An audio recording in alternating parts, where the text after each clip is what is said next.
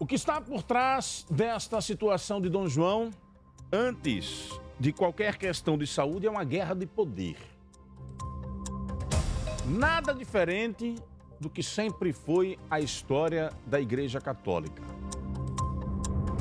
Guerra de poder. O padre Genário citava ali a renúncia do Bento XVI, que não foi uma atitude voluntária de um homem que estava doente, querendo deixar... Não. A administração de Bento XVI, ela era eivada, recheada, e ela sucumbiu em denúncias de acobertamento de crimes de pedofilia e de corrupção no Vaticano.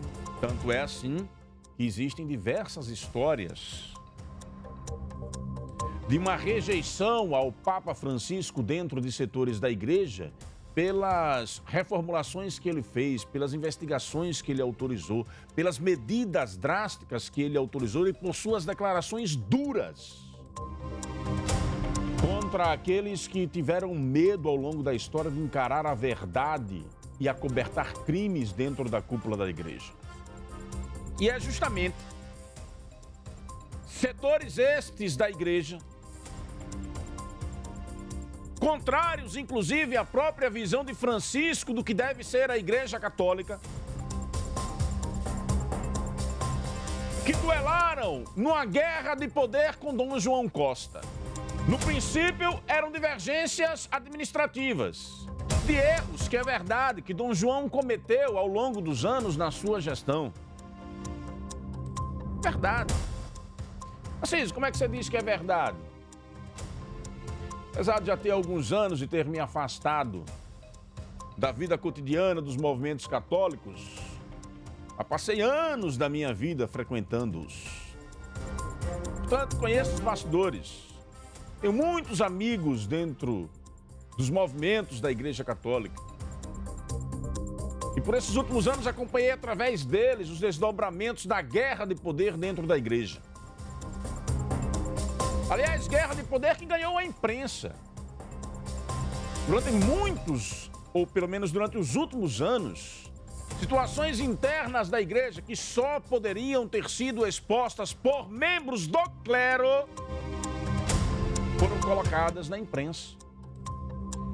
Um leigo, como é chamado o cidadão comum que frequenta a igreja, ou seja, aquele que não faz parte do clero, um leigo, a não ser que ele tenha muita influência junto ao clero, não tinha como ter as informações que foram publicizadas na imprensa nos últimos anos.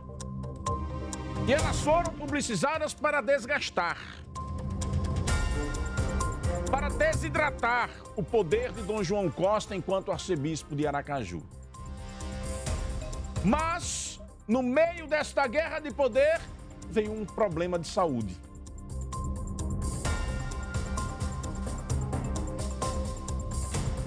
O que Dom João Costa fez ontem, provavelmente, nesse seu momento de lucidez, foi conviver com uma realidade de pessoas que possuem o problema de saúde que supostamente ele tem, e digo supostamente porque a igreja não teve a coragem de encarar os fatos como eles são e se expôs a esta situação ridícula, humilhante para a comunidade católica, de apresentar uma carta de uma pessoa que não possui 100% de momentos de lucidez. Como você faz isso? Como que a nunciatura, a representação do Papa na Igreja do Brasil permite uma aberração como esta? Um homem que, segundo informações, pode estar acometido pelo Alzheimer.